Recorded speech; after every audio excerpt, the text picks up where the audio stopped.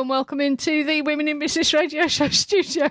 Sorry, I'm laughing. What are you doing, Adele? I'm putting it straight on my story. Can you smile? Because if they're Can I smile? I don't know. I can because number one, my nose is running. My nose is running. I haven't taken my chewing gum out.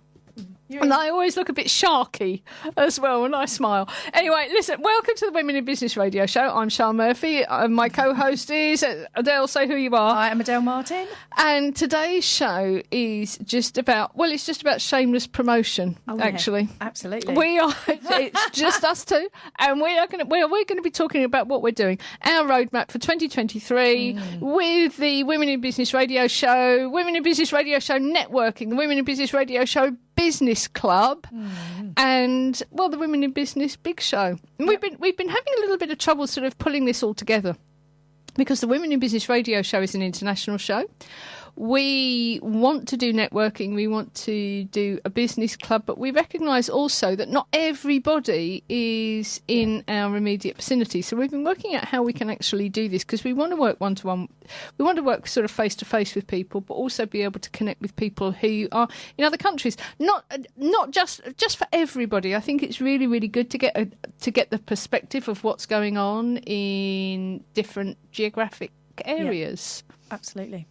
So we're going to talk about that, and it is just shameful promotion, actually. But I think as women, we're not particularly good at that, are we? We have a little bit of trouble sort of telling people sometimes what we do and why we're doing it and what we want. Absolutely. And like you said, we've been working together for well over a year, and we have interviewed hundreds of women. We speak to hundreds of women when we're networking, and it's about how we can work collaboratively and do more for the women in business, really, and the big show. That's what we've been thinking about all morning. If I was better, there would be some more planning around this. I have so much trouble planning stuff. We've had a good session. We have, but we haven't actually decided we didn't come up with really anything about what we're going to talk about. We've got an hour to fill here. What are we going to talk about? Should we talk about... let's talk about the business club and how it came about. Now, although I'm saying this is shameful promotion, it isn't really, because I think partly it's about the story of how this came about. And I think this is how an awful lot of business ideas actually develop, is that somebody doesn't sit there and go, hey, I'm going to come up with a business idea. And they come up with a business idea. I think things evolve. I think things happen. You hear things, people say things, people come your way, things drop in your lap, things start moving away, and you need to sort of look at some of the clues.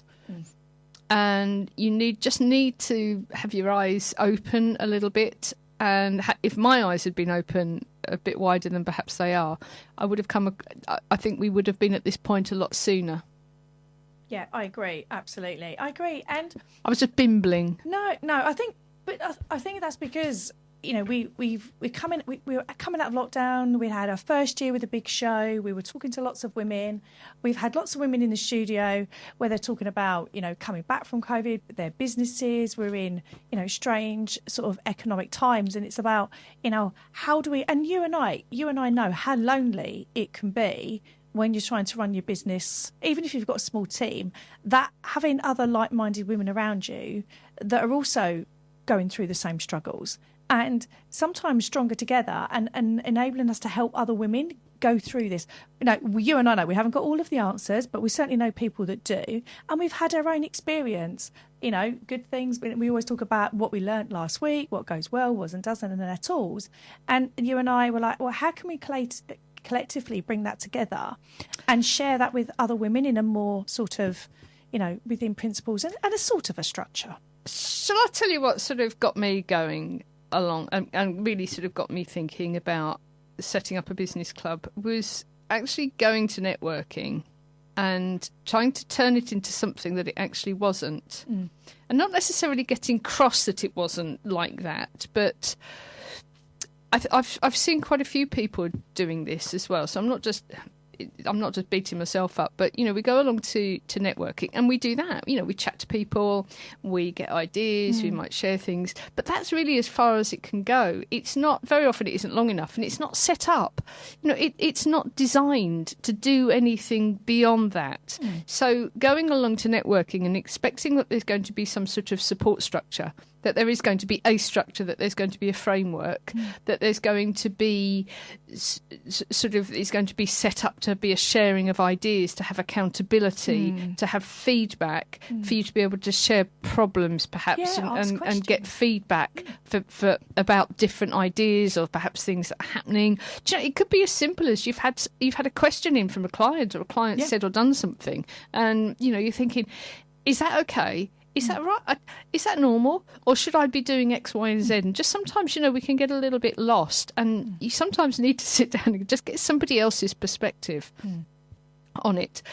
But networking isn't that. And I've tried to do that myself. And I see other people trying to turn what is a simple networking session into a mastermind. Yeah, which it isn't. You gotta set these things up to address that specific challenge, haven't you? Some of the networking things are actually quite expensive, so you may get that, and they may have food associated with them, so it could be a really nice sort of experience. But I've had people sort of where we've gone along to this networking lunch and whatever, and it's been really, really nice.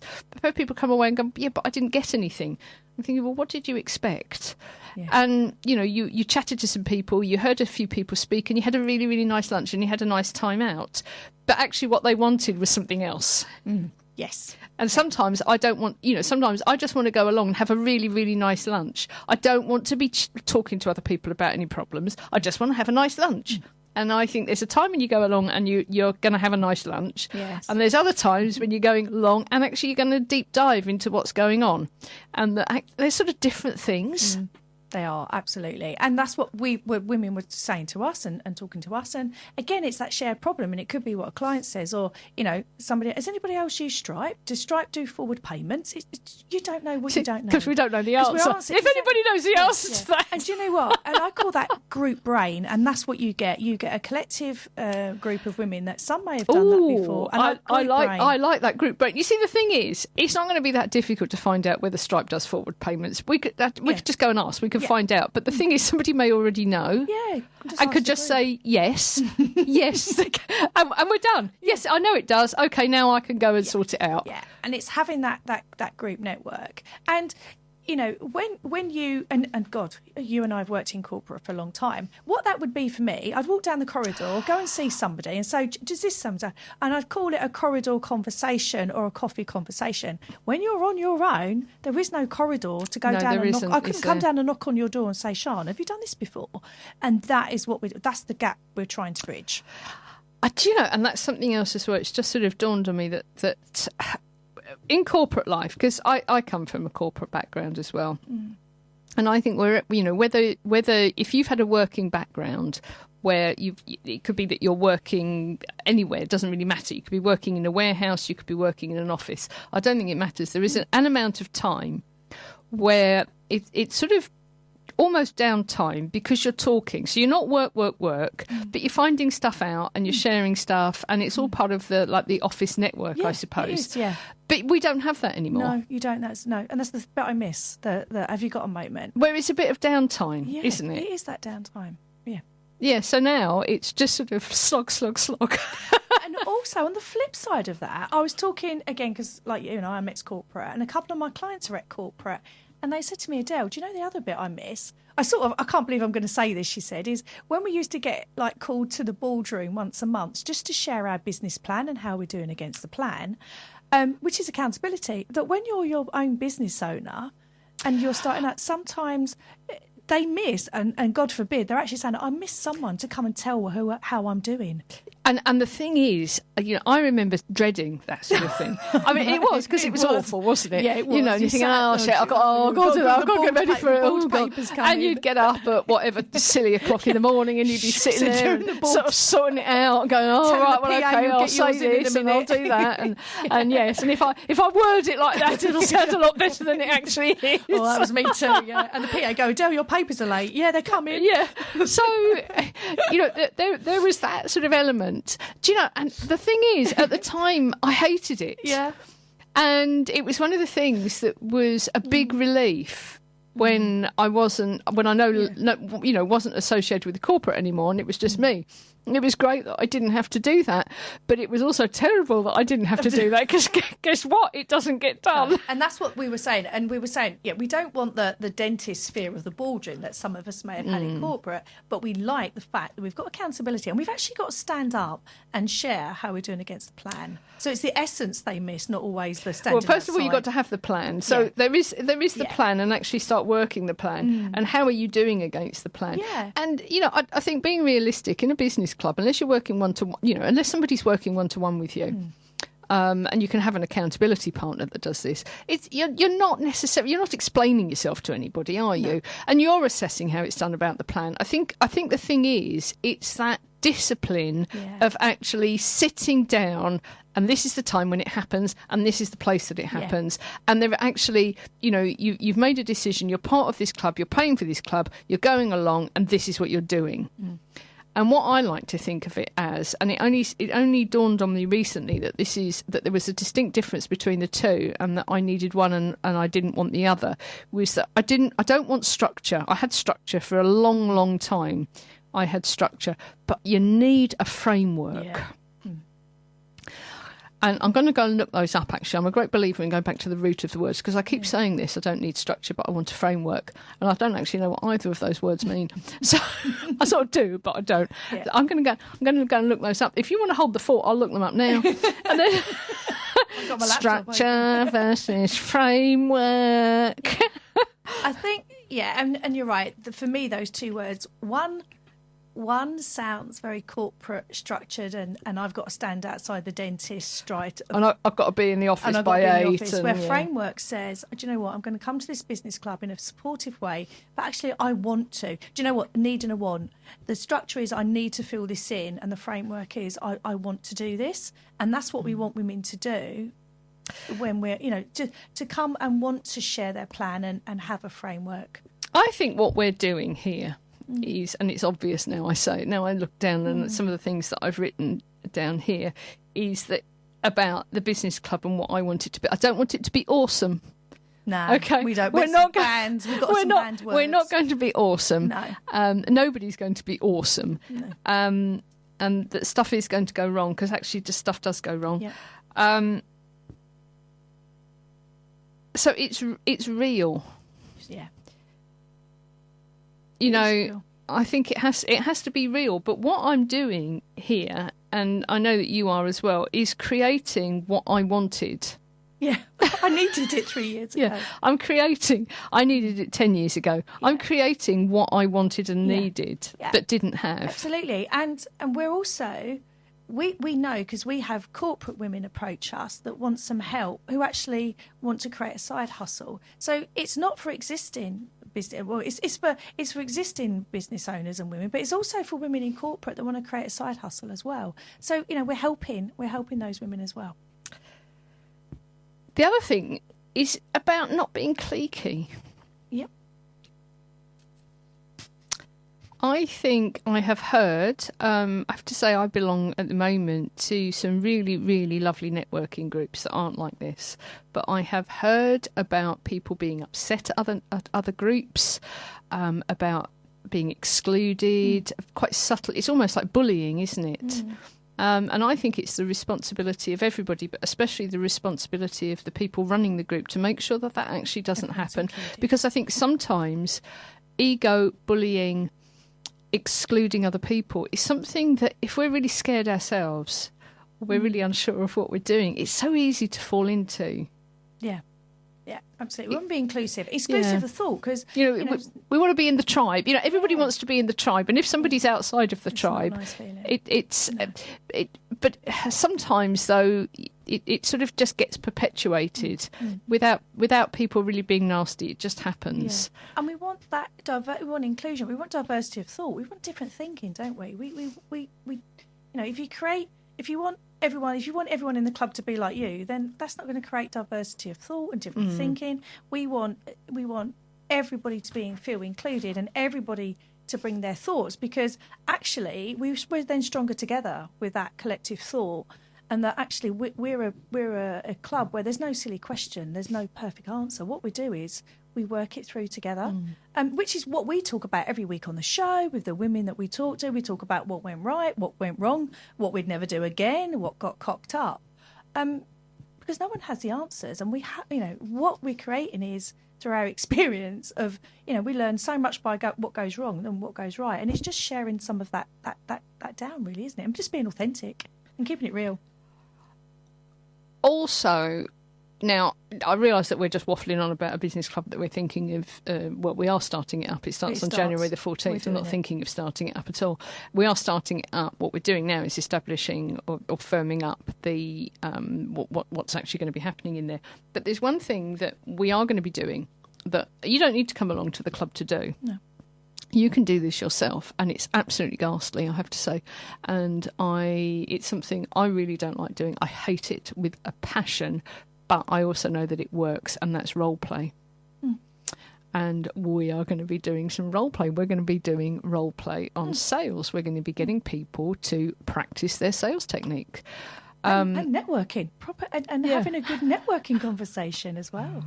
Yeah. Just, practicing, sitting down and going and selling something to somebody. It's okay to sell. Well, it is okay to sell, but I know I have a process that I go through when I'm selling, and I never think of it as selling. I always think of it as, I'm telling you, this is what it is.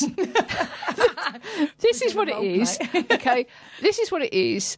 This is what it does. This is what it doesn't do. And I always relate it to a particular person. So if they're, say, for instance, coming to exhibit, and they're saying things to me like, actually, I don't have the money, or I need to get the money back. I need to get the money back in sales. Otherwise I'm not going to be able to buy food next week. You're not exhibit. This is not the place for you. This is not the thing for you to be doing. So I'm not persuading anybody to have anything they don't want. And I just go through this process. This is what it is. This is what it isn't.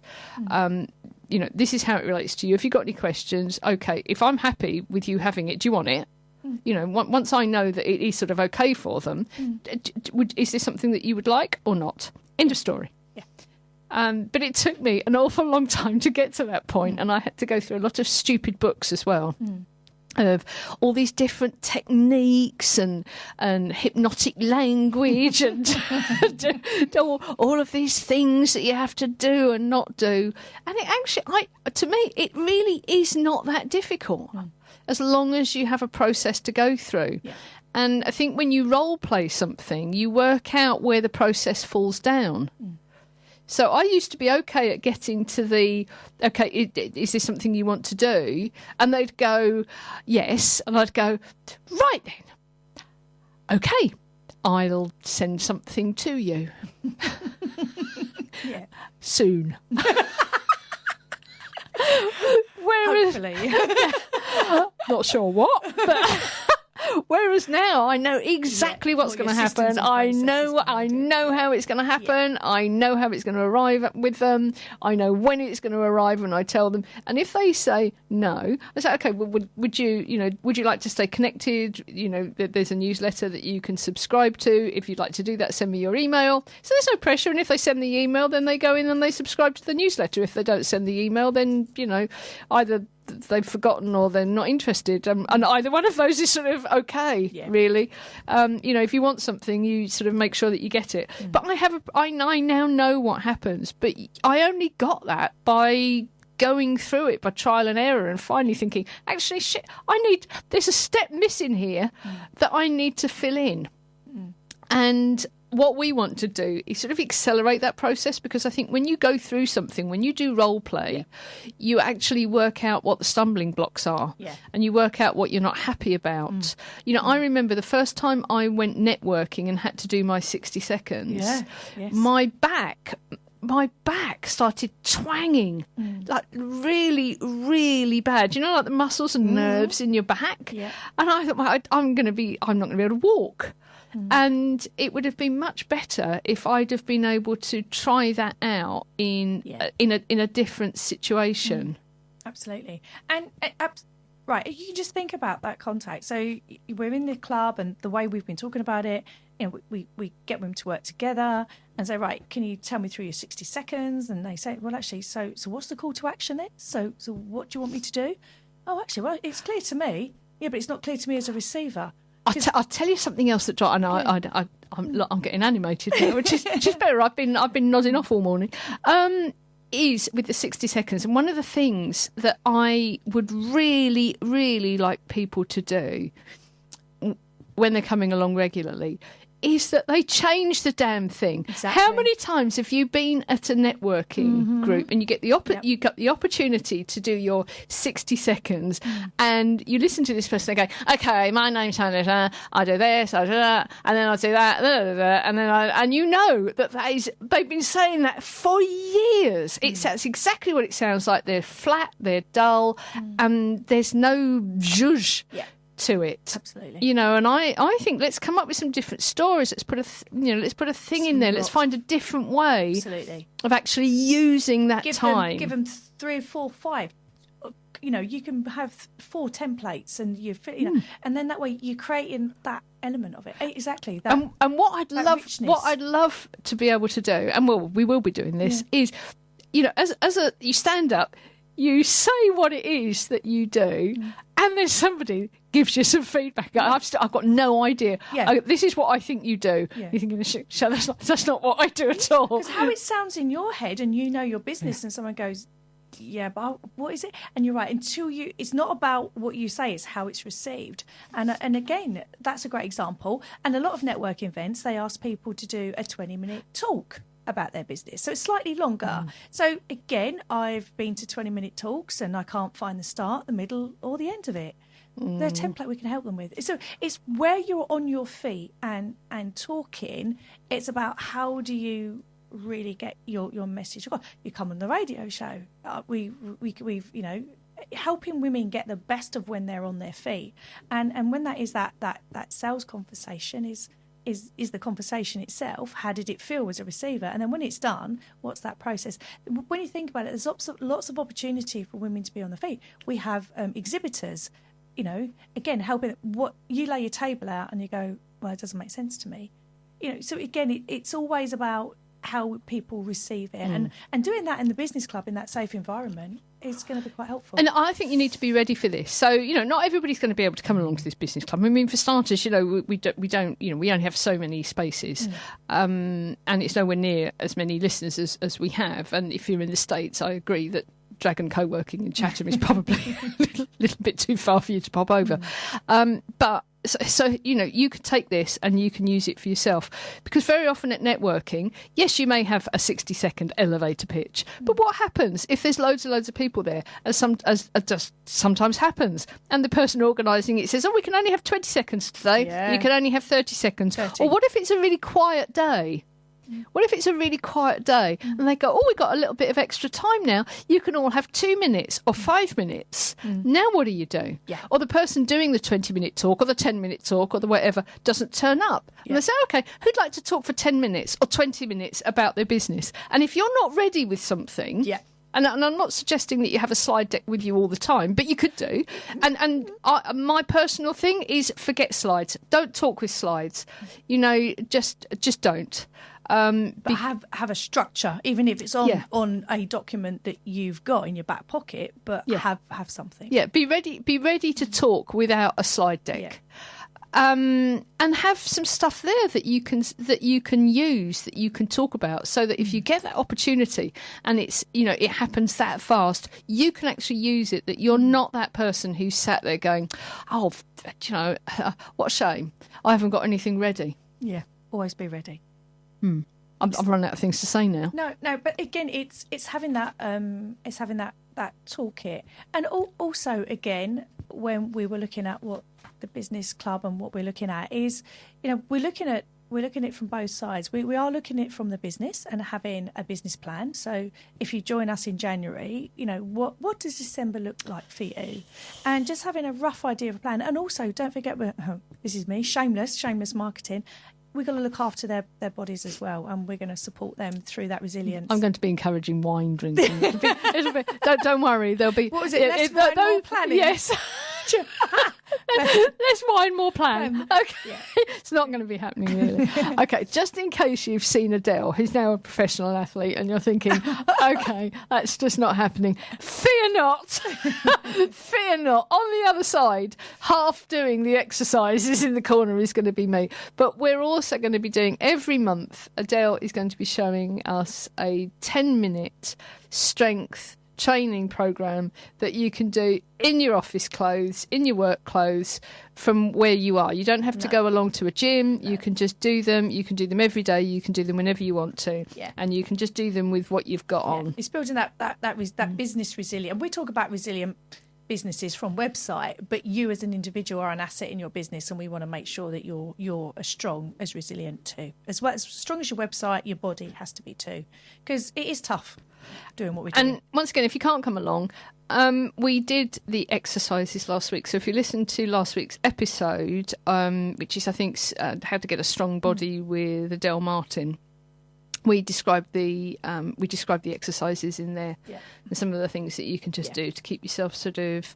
basic fitness and level of strength. Yeah, absolutely. And I'm going to be recording those more professionally in a room somewhere. That would be good, wouldn't it? Rather than me and you in the studio with a bottle of water. I'll be directing from the corner with a bag of crisps. It's all about, it's balance, you see. It's balance, which I think is critical. And talking about balance, it's the business plan. Yeah. So we have got a business plan. Now, this business plan, actually, I created this business plan. It's my own.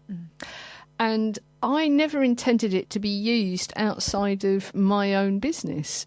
But what happened was I took it along to my accountant. So I was having a discussion about my own business with my accountant, and I got this thing out, and I'm saying, okay, well, this is this and this is that, and she's reading it, and she's looked at it. She went, "Where'd you get this?" And I said, "Out my head." She went, "What do you mean?"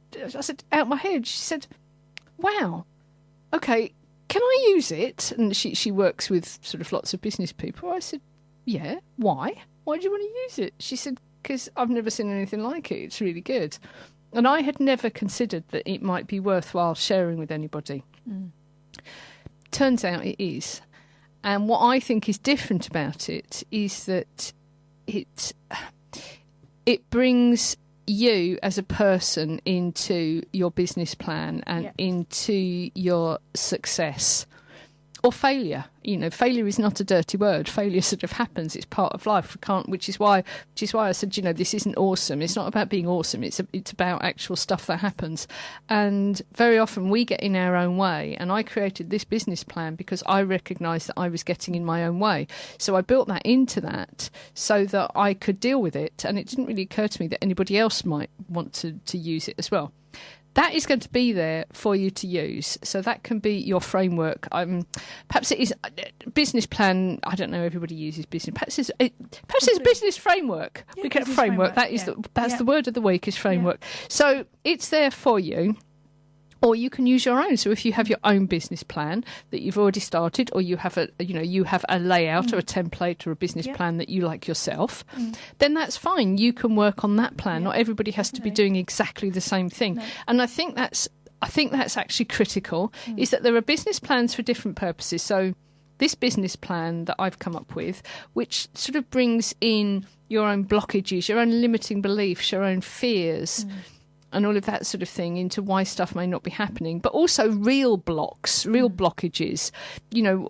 What's going on? Is it that your phone system isn't good enough? Is it that that your emails don't work, or you're not confident of getting emails? What is it that's actually, when you sit down and really think about it, and this doesn't always just pop out. Sometimes you have to sit down. This is the idea: is you have to drill down into what's going on.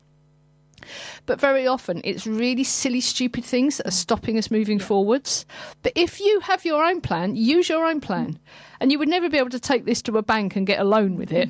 But also, doing that on your own is quite challenging. But in the group and the business club, and if you've got an accountability partner, you can have that discussion. And again, you show the business plan to somebody else, talk it through, and they go, talk it through, like we've done today, because we have that perspective. So again, whether it's you've got a business plan and you bring it along, it's talking it through, and then actually I might fill that in, but it doesn't matter as long as we've got a plan. But it's about having that discussion and not doing it on your own in isolation.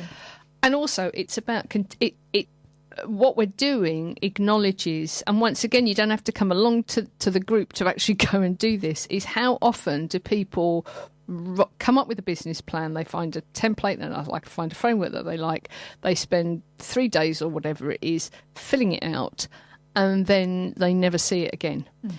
By having this regular monthly meeting get together where part of what we are doing is reviewing, going over, adapting, bending, moving forwards, changing things to what may be going on in either the outside world or your own personal life, just checking in with it. Is this still working? Is it still relevant? What do I have to change?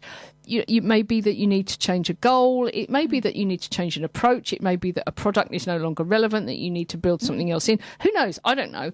But the fact is that very often we go swinging on and never check back. Absolutely. And even, so say if we do, and today the mini budget is announced, it might mean something. It could affect us. So when we next meet, we go, okay, so what's going on outside? Is there anything we need to adapt and change? The whole thing is dynamic, because sometimes we have to change our business plan because, the way that something's happening in our external world, our external environment means we have to change it. But we can do that collectively. Or actually, one person, is it a knee-jerk reaction? Should we hold? Let's have a really good conversation about what do we need to do about X, Y, and Z that's going on externally. We don't know. It's a great place to do that. And also, by belonging to a group, by connecting with a group of people regularly, you find out things that you might not normally know about. Yeah. So it could be that something's happening in a particular industry that you just don't know because you're not in the inside. And there's only so much that you can read up about or catch up about.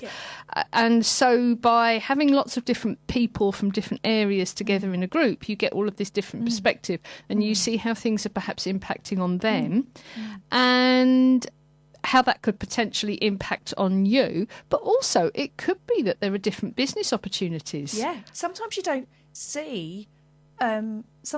see you don't know what you don't know. You don't see opportunities. You may have two different industries, but actually there could be. So take, for instance, and this is again just something off the top of my head, you could have somebody who builds website, and then you've got somebody who does video and photography. What a great collaboration potentially. Us and how we were working from, for me, it's all about being fit for business and getting women strong to run their businesses, and we're working together. Sometimes you don't see collaborations, or other people in the room go, do you know what, person X, it'd be good if you work with person Y, and X and Y go, oh yeah, we just spot opportunities, and you can't do that if you're on your own. But also it could be, for instance, we do websites, we manage WordPress websites. And by talking to somebody, it hadn't even occurred to me, though it may be a bit daft, because looking back retrospectively, it seemed quite obvious. It hadn't even occurred to me that as we sort of came back out of lockdown, suddenly anybody associated with the wedding and marriage industry was absolutely rushed off their feet. They didn't know which way to turn. And so that is an opportunity for working. They needed stuff doing to their websites. Guess what? We do websites. And so, that may be a short-term thing. I think it may well have settled down now. But you get to see other opportunities, don't you, by actually delving a little bit deeper and looking at sometimes it's what people's problems are. Actually. Absolutely.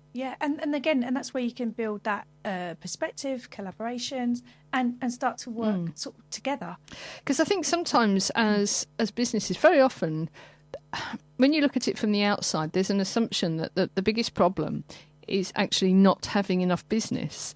That sometimes the biggest problem is actually having too much business, and you've got clients that are suddenly your clients may not have shifted. Your clients may not have got any more, but suddenly their needs and what they need from you has multiplied, and they're expecting you to deliver.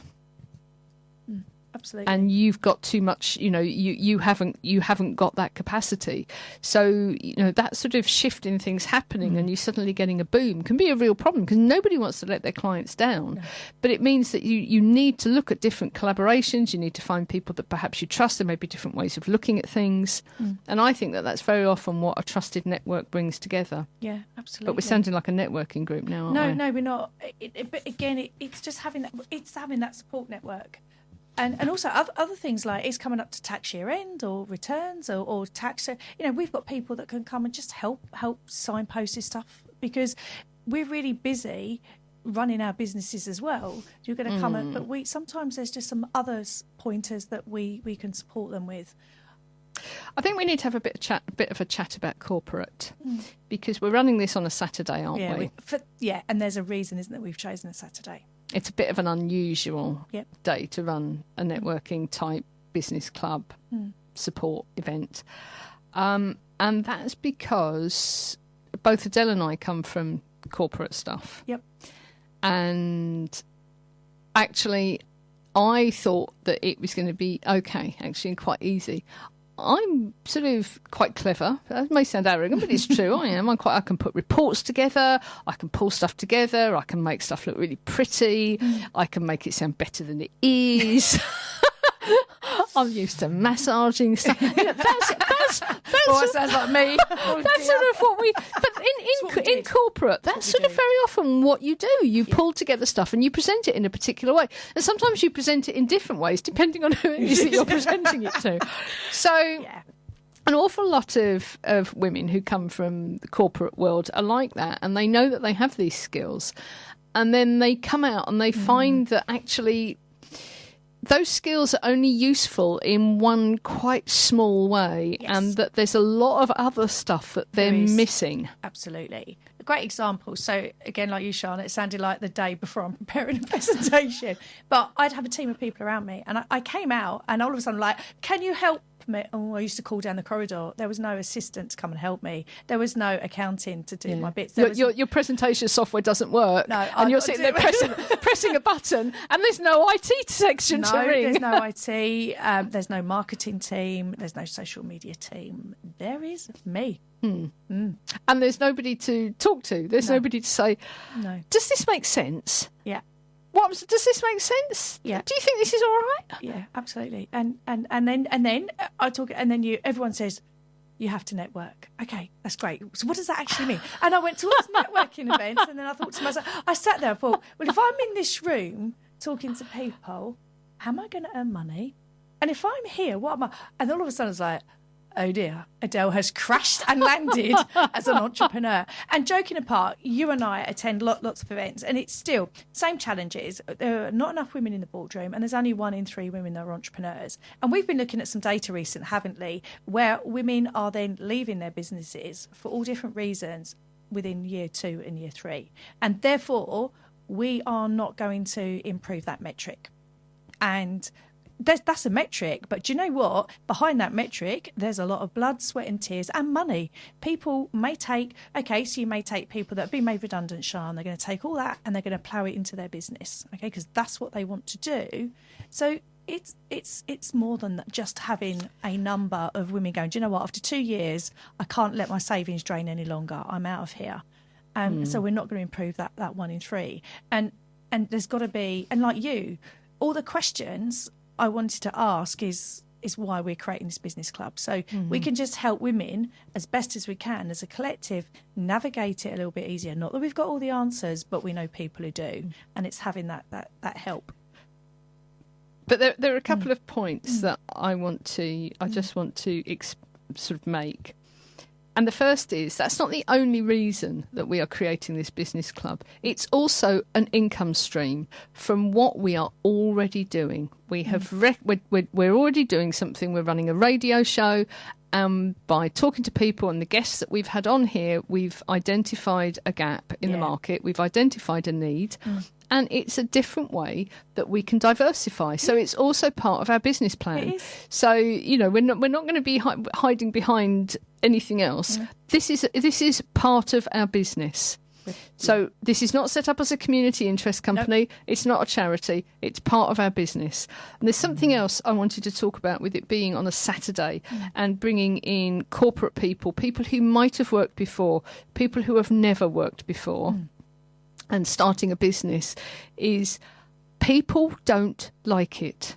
That sometimes your family, you can be seriously high flying in the corporate world, and then you shift and you can set up a really piddly little business in comparison to what you were doing, the responsibilities that you had, the time that you were taking, if you like, away from the home, and people don't like it. Parents may not be supportive. Your partner may not be supportive. Your children actually may not be supportive. And there are sometimes and I have seen this happen so many times, little sort of microaggressions. It looks like support. And it's masked as, oh, but I'm worried about you. I don't want you to fail. I don't want you to be hurt.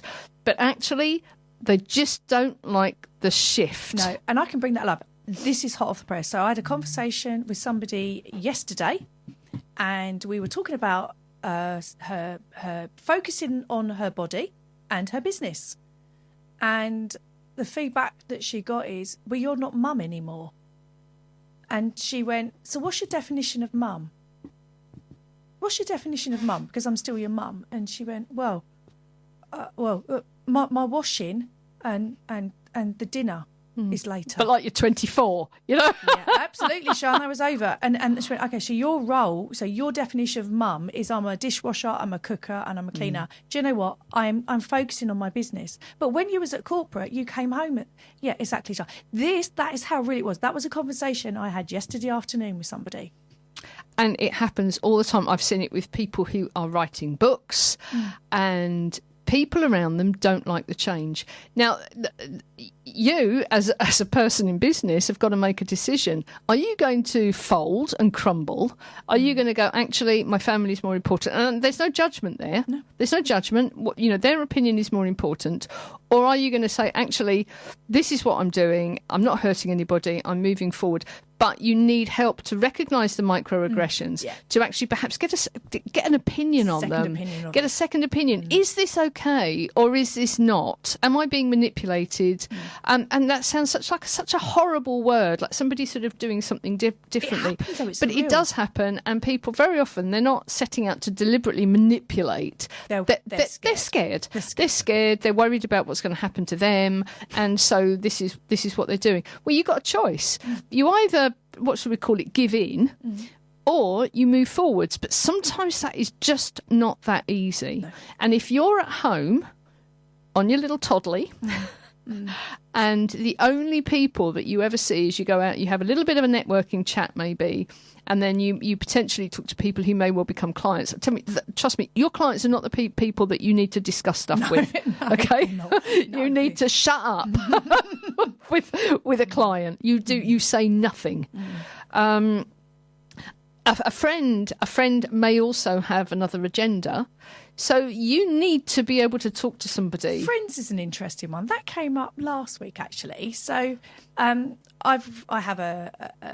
support women building a strong body through the menopause, etc. So we were talking about different things. And she said to me, do you know what, Adelle? It's really interesting. I took the same problem to my friendship group I've known since school. And I took the same problem to this community. The friends at school said, I don't know, I wouldn't do that. It's going to change. Was she the fat girl? Yeah. Yeah. Okay. She took that and she took it to the community and went, oh, no, that's doable. Let's do this to this. She said it was the same question. And I never, ever in a million, she goes, it's now made me realise, actually, what my friendship group have said to me over the few years is actually not that great. And I'm relatively new to this group. I asked the same question. And I thought to myself, what a different response. When I said the fat girl, I'm not being horrible. There's no body shaming going on here. I am a little plump and squashy myself. But sometimes it's a cliched thing, isn't it, where there are two friends and one of them is the larger one. He actually sort of validates and makes the smaller, slim one feel better about herself. And if the larger one tries to make to lose the weight or to change appearance, it's got nothing to do with anybody else. It's her own business what she does and what how she acts. But the if you like the one who has put herself alongside identifying, well, I am thinner than, I'm smaller than, I'm taller than, or whatever it is that she is than, suddenly, now what's she going to do? And so she's sort of sabotaging and knocking the attempts for this person to sort of change her life or change how she looks and feels. Absolutely. And I think that's very often that's what happens. Sometimes it's driven by fear. But we have to be aware of that. We have to be conscious. That's what we were talking about. We do. We have to be conscious of that happening. And by stepping outside of your normal environment, it could be, it could be that you can't afford an office or that you can't justify an office. Not everybody needs an office. But if you don't interact with anybody else, you can sort of get swamped in this and start to think that there's no point. And so having somebody outside of your family and outside of your friendship group, your existing friendship group, I think is critical. Yeah. And please, bear in mind, this is something that you can enact yourself. This is not all about this group. We can't have that many people in this group. We're meeting in a Saturday, in a co-working space. So everybody else is going to have to go and sort this out for themselves. And I think that is absolutely critical, that you find a group. And I would go for a group rather than an individual, actually, because you don't want to end up in that situation again. You don't want to be under the influence of one person. You need a group. Yeah, you can say, do you know what, so-and-so said this to me. What do you think? And they go, well, actually, that's a bit, is that right? And actually, I thought that. So if you have that little gut instinct that was a bit of a microaggression, it's great to share that. I did it yesterday. I had a person I was meeting. I said, look, this happened to me. Am I overreacting? Am I being a bit sensitive? They went, no, actually, Adelle, I think you're right. And actually, this person said this and they should have said that. But I needed to test that because I just said, okay, they said that, I'm going to ignore it. But you know what? I didn't. It was niggling away at me. It was niggling away. I'm thinking, actually, that really annoyed me what that person said and did. And I checked it out with somebody I trust and she went, no, I agree with you. I went, good. Because actually my gut instinct was right. But do you know what? That was 2 weeks that somebody had said something. And that was the first time I've met somebody. It was the first time I was in a situation where I could have a bit of a honest comment. I said, look, we've spoken about it. Can I just run something past you? And I said that to her and I said, great. Now, I want the women in the club, if they've got any microaggression or something, to have a safe space in that club. Do you know what? Someone said this to me. Is this okay? Is this okay? And we go, no, it's not, actually. It's not. I think... Well, yeah, it is actually. You might have been oversensitive. Either way, it's good to ask the question. One thing that I think is different and is a positive from getting feedback in corporate life is that when you're part of a corporation, everybody's actually sort of connected, aren't they? So if I go and discuss something with, say, a manager or a director or somebody who's sort of potentially on the same level, if you like, as I am, number one, I could be that there may be a vested interest for them in me failing hidden horribly. Agenda. Oh, I've met a few of them in my career. And it's just that just does sort of happen. And people aren't horrible, but people, we have a survival instinct. Hidden agenda. And we have a survival instinct and we go, we will always go to that. And you see your idea on somebody else's side, you're like, I said that to you last week. Thanks for that, mate. Do you think this is a good idea? Yeah. Oh, it's mine. Might be. I don't know. You haven't got that. But you tend not to get that so much in business groups, don't you? Because very often there isn't, my success, I can't, I don't think you can take something from another business person, to be honest. I think you can in corporate, but you can't in business. And if anybody's seen, what is it? Is it Working Girl? Yes, Yeah. So now that was inside corporate. I don't think you ever really get away with it, to be honest. But you can get away. I think you can have some initial good luck with it. Yes. But that as a long-term strategy, it isn't going to work.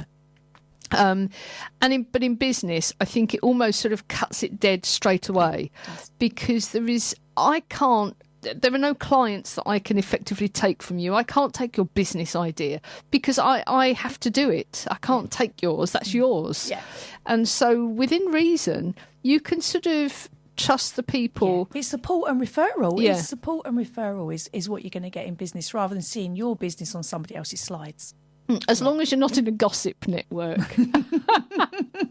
But even then, what's going to happen? Yeah, absolutely. But no, you're absolutely right, and that's having that guarded that you would get in corporate, and in business. And again, coming back to what you said, not everybody can afford an office. Not everybody can even afford co-location working. So again, some people may not leave the house, and if they've got an online model, even more so. So it's enabling them to leave the house and come and we got to work. I hate the boardroom experience, but they come and sit professionally, go through the plan. We help them with their business plan, their body plan, as I will, and help them and enable these women to connect in that way. What other differences do you think have we got with corporate? So, what are some of the other challenges that corporate women may have coming out? For me, the biggest thing I see when I'm talking is business development strategy. How are you going to build your business? Because a lot of women may have like a passion. So it could be, I want to be a coach, I want to make something. And you're really good at doing that. But how do you don't want to be the world's best secret. Okay, so you've got your product and you're sitting at home and you're the world's best secret. So, I'm going to go networking. Well, where, why? Well, yeah, because she's my best friend and she goes there. But actually, if your product is for corporate, say artwork in reception, why are you going to a ladies' net? That's not. Yeah, but my friend goes there. So I find that business development. How are you going to build your business? I think, a whole different skill. I think that sometimes people go to networking because they need to meet other people. Yeah. Rather than build the business. Let's be clear on it. And I think there's a massive confusion. So the business development strategy, networking is a part of it if you're in the right place. If you just want to go and have a chat, then have a networking event where there's be very specific about why you're exhibiting, why you're networking. You've got to have a business development plan. And that is the biggest thing that stopped me in my tracks, because I was just told to network. That's not business development. It's a part of it. And for me, that's the biggest thing, because the product I had, I delivered, I was doing it a part of it in my corporate, and I did it as a side hustle. Because you still got that main income stream. But to move from side hustle to actually I'm walking away from my salary, that's a whole different ball game. And it's that business development strategy, because your savings won't last. I walked away. I just walked away in January 2020. I think that's another aspect of it as well, isn't it? Is that you've got an idea for a product, but you're working in the corporate world. I really do think you need to step outside of that and sort of try it out somewhere else. I'll tell you something really funny. So this is the funny part of it. I'm like, but I deliver that masterclass in corporate. And I'm going to deliver it outside, and no one turned up. They went, we're in corporate. And they have to go.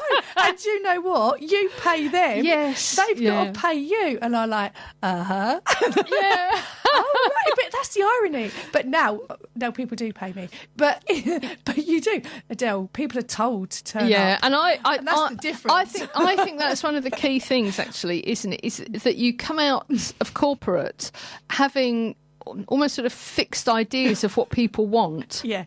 And there is a big, big difference between what people want and what they're prepared to pay for. Yes. So, or told to turn up to do. I know of somebody, for instance, who ran an event, and after the event had finished, did a survey of people who had come along and asked them what they wanted for the next event, and decided that that's actually what would happen. So that's what they would put in. So that was built into the next event, and to cover the costs of those additional services, their ticket prices went up. but nobody bought them. Because, yes, they wanted them, but they didn't actually want to pay for them. Yep. And there is a big, big difference. And very often in corporate, there is the, yes, I want this, but there's no handing over of money. No, whereas if it was a case of, yes, I'd like to have a different coffee, or I'd like to have, I'd like to have a different parking space, or I'd like to be able to come in later. And then somebody said, okie dokie, right, well, then that will be, I think, £8,000 off your salary. But hang on. Well, no, hang on. Keep the cheap coffee. Hang on a minute. Yeah, and that's a very different. And do you know what? That is a very different mindset, and I think that is what we have to share. And those were the key learnings moving from is one, explaining actually, Adelle, they were paid to turn up. Now they got to pay you. Okay, that's the therefore. Okay, that's great. So how do I get that business development? And we were always told in corporate to go to the soirees in the evening and go into reception and network. So I had when you're in corporate, you do network and you build relationships. Again, as I took that corporate networking mentality, came and hit networking, and I'm like, oh, that's different. Yeah, nobody's talking no to one's me. talking to me. And I've got to drive and have a coffee chat. So what does that mean then? These were these elements. And of that can I just pick your brains? You see, in corporate world, that's actually okay very often, isn't it? Yeah, Can it I is, just pick your brains? Or can we just get together for we're a both coffee? being paid. Yeah, can we just get together for a coffee? Yeah, of course we can. It's very different when actually time is money, you're and not it's not getting covered paid. within your salary. No. And I think the other thing, and we were talking about the people, going back to the people turning up to a seminar, but actually paying for something, is that very often when we're in corporate, we haven't answered the question, what is the problem you're solving? Yeah. Because the problem that you're solving is that you have been asked to do a presentation or deliver a product or do something, which is very different to what problem are you solving that are going to get people to buy from you. Absolutely. Very, very, very different. I don't think we ever really properly look at that, to be honest. In corporate, I just don't think we do. Not unless we're in marketing and we're actually selling products, and that's what we're doing. But when you sort of banks and that sort of thing, local government, very often we never have to ask or answer the question, what is the problem we're solving, when we're putting a program or something together. HR have decided this is what's going to happen, and it's being delivered. You're absolutely right. We are told to do that. Absolutely told. So that's the gap. But the flip side, though, coming the other side, Sian, is when it then comes down to sitting and having a balanced, love or hate the phrase balanced scorecard. I could put one together for my business because I was used to that, and going through that, and also looking how I'm doing against sort of that business plan. And don't laugh, those boardroom slides. So don't get me wrong, there are pros and cons with everything, but there are some pros that I was able to bring in as well, in terms of some of that like high level, like what does the balanced scorecard look like for my business? Because I used to use the templates before, and then those wonderful board papers that I used to produce. Trust me, they were nowhere near as bad, and they wouldn't have to go through 4 committees to get to the table. I could write it, and I could put pink on it without being moaned at. That's the fun bit. But I did have the skill to do that.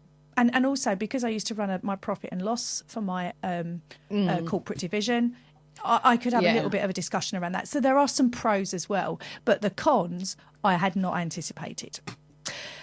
Yeah, I think that's the thing, is that we tend to look at what we don't like, and what the barriers are, and what really annoys us. So very often in corporate, it's actually being able to make decisions, and there is a decision making process. If you're in local government, it's a democracy. There is a decision making process that you have to go through. So now I make the decision. I can make the decision in 2 seconds. Yeah.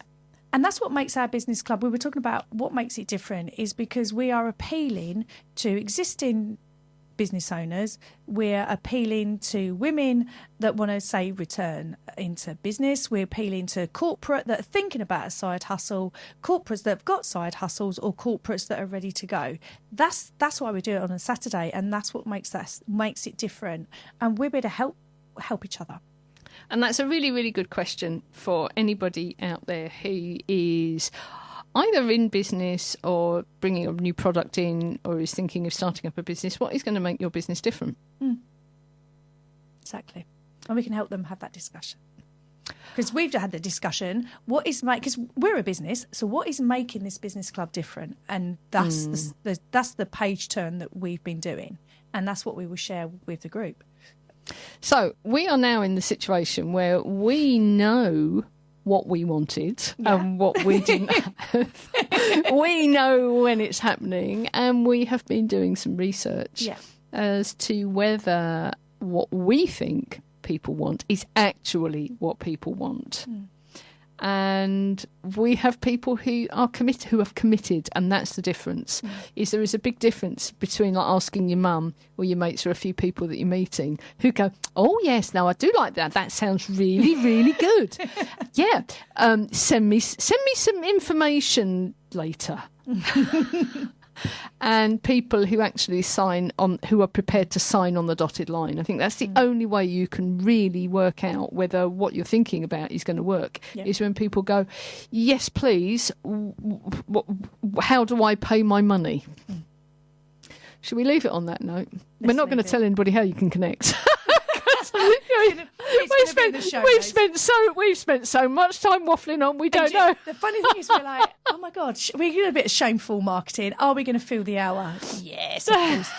How to find out more and all of that will be in the show notes. Yeah, and always, and on socials. And it's on the womeninbusinessradioshow.com. We are updating that, by the way. It's a bit sort of stripped down to nothing, but there's you can find out about applying to be a guest. You're going to be able to find out about the business club. Support us. So that is currently actually on the womeninbusinessbigshow.com. So there's two websites there for you, the womeninbusinessbigshow.com and the Women in Business Radio Show. And the usual places as well, Instagram, Twitter, and we'll have it all there on our show notes. We are going to see you next week, folks. We hope you have a fantastic time in the meantime. Be productive, have fun, less wine, more planning. That's the first session, isn't it?